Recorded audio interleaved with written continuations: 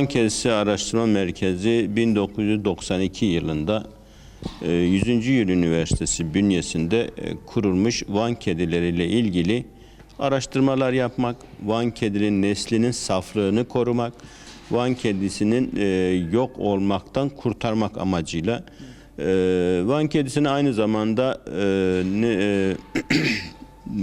bu konuyla ilgili toplumda bilinçlendirme yapıp ve bunun Van'da bundan sonraki yüzyıllarda da var olması için çalışmalar yürütmek amacıyla kurulmuş bir yerdir. Van Kedisi Araştırma Merkezi özellikle de Van Kedisi ile ilgili uğraşan bir merkez olduğu için bizim 2016 yılı biz kendi açımızdan yaptığımız faaliyetler açısından çok verimli bir yıl olarak değerlendiriyoruz.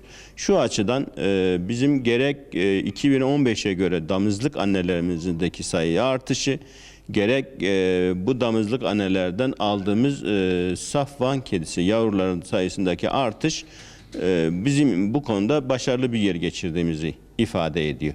Çünkü Van kedisi tabii ki dendiği zaman işte iki gözü turkuaz, iki gözü kehribar, bir gözü turkuaz, bir gözü kehribar hayvan anlaşılıyor. Daha çok tek gözlü olarak adlandırılan kedi sayısındaki artışı ifade ediyor. Tabii ki Van kedisinin nesli yok olma tehlikesi geçiriyor dediğimiz zaman aslında yok olma tehlikesinin bu tek gözlülük olan türde olduğunu biliyoruz. Yani diğer türlerin sayısında herhangi bir sıkıntı yok. Çünkü bir anne 5 yavru doğurduğu zaman bundan muhtemelen bir tanesinin tek göz olma ihtimali var.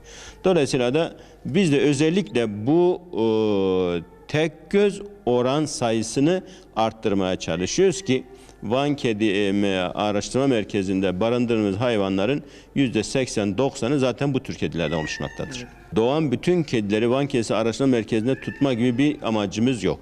Bizim temel amacımız şu: Van'da Van kedi sayısının çok olması, Türkiye'de Van kedi sayısının çok olması. Evet. Ama orijinallerinin burada bulunmaz. Yani biz hem Van kedinin orijinallerini çoğaltalım, bu sayıyı hem Van'da arttıralım hem Türkiye'de arttıralım gibi bir amacımız var. Yoksa biz ürettiğimiz bütün kedileri burada tutarsak o zaman bu çok büyük bir yükümlülük, çok büyük bir mali külfet gerektiriyor. Neslinin yok olma tehlikesi tek gözde olduğu için biz büyük bir çoğunlukla onu burada muhafaza ediyoruz. Tek göz doğan hayvan sayısı az olduğu için bunun il dışına çıkması çok sıkıntılı.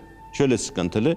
Düşünün ki siz 100 tane hayvan üretiyorsunuz. Bunun 20 tanesi tek gözdür. Bunun da 10.000 tane taleplisi var. Siz bunu burada nasıl tutacaksınız? İşte burası o açıdan çok değerli bir merkez. İl dışına mümkün mertebe verilmemesini istiyoruz. Yani doğru, biz vermiyoruz. Yani biz özellikle sıkıntılı olan türde ciddi bir şekilde baraj oluşturuyoruz. Ama şehire baktığınız zaman her gelen insana sanki bir kedi hediye etmek zorunluluğu varmış gibi bir durum söz konusu.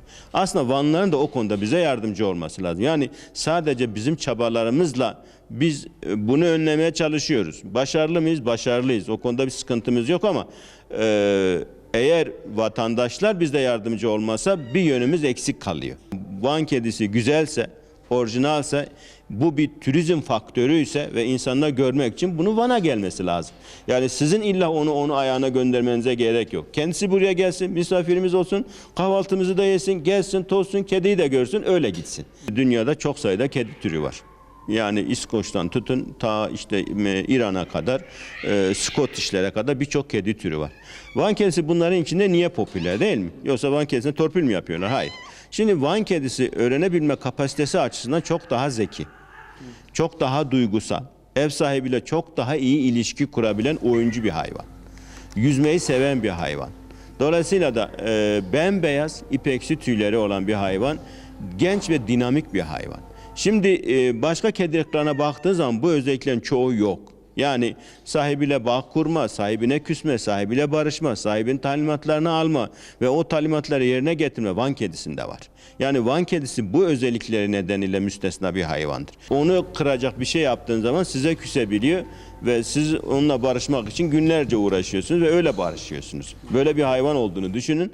Dolayısıyla da sevgisiyle, oyunluğuyla ve duygusal bağıyla diğer hayvanlarda kesinlikle kıyaslanamayacak kadar güzel ve değerli bir hayvan. 15 tatili bizim için çok yoğun olarak geçti. Okulların açılmasıyla burası da biraz daha sakin günlerine kavuştu.